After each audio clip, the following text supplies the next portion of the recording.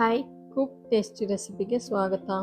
ಪಾಲಕ್ ಸೊಪ್ಪಿನ ಸಾಂಬಾರಿಗೆ ಬೇಕಾಗಿರೋ ಸಾಮಗ್ರಿಗಳು: ಪಾಲಕ್ ಸೊಪ್ಪು, ಈರುಳ್ಳಿ, ಕರಿಬೇವು, ಕೊತ್ತಂಬರಿ ಸೊಪ್ಪು, ತೆಂಗಿನಕಾಯಿ, ಮನೇಲಿ ಮಾಡ್ಕೊಂಡಿರೋ ಸಾಂಬಾರು ಹುಡಿ, ಅರಿಶಿನ, ಹುಣಸೆ, ಹುರ್ಗಡ್ಲೆ, ಸ್ವಲ್ಪ ಡಲ್ಲಾಗಿರೋ ಬಿಳಿ ಎಳ್ಳು, ತೊಗರಿಬೇಳೆ, ಕೆಂಪಾಗಿರೋ ತೊಗರಿಬೇಳೆ, ಬೆಳ್ಳುಳ್ಳಿ, ಎಣ್ಣೆ, ರುಚಿಗೆ ತಕ್ಕಷ್ಟು ಉಪ್ಪು.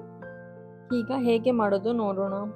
ಒಂದು ಬಾಣಲಿಗೆ ಸ್ವಲ್ಪ ಈರುಳ್ಳಿ, ಕರಿಬೇವು, ಡಲ್ಲಾಗಿರೋ ಬಿಳಿ ಎಳ್ಳು, ಸ್ವಲ್ಪ ಎಣ್ಣೆ ಚೆನ್ನಾಗಿ ಹುರ್ಕೋಬೇಕು.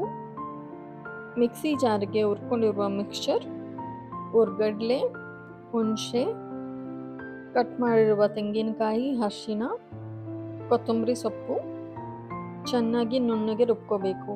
ಕುಕ್ಕರಿಗೆ ಸ್ವಲ್ಪ ತೊಗರಿಬೇಳೆ, ಸ್ವಲ್ಪ ಕೆಂಪು ತೊಗರಿಬೇಳೆ ಚೆನ್ನಾಗಿ ತೊಳೆದುಕೊಂಡು, ಪಾಲಕ್ ಸೊಪ್ಪು, ಸ್ವಲ್ಪ ನೀರು, 3 ವಿಸಿಲ್ ಬರೋ ತನಕ ಕೂಗಿಸಬೇಕು.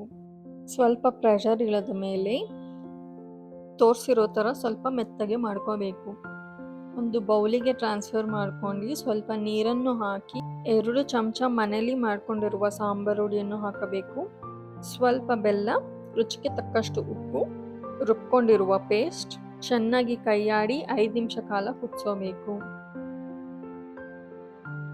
ಒಂದು ಬಾಣಲಿಗೆ 2 ಚಮಚ ಎಣ್ಣೆ, ಸಾಸಿವೆ, ಜೀರಿಗೆ, ಜಜ್ಕೊಂಡಿರುವ ಬೆಳ್ಳುಳ್ಳಿ, ಕರಿಬೇವು, ಈ ಒಗ್ಗರಣೆಯನ್ನು ಹಾಕಿದರೆ ನಿಮ್ಮ ಸಾಂಬಾರ್ ರೆಡಿ. ಧನ್ಯವಾದ.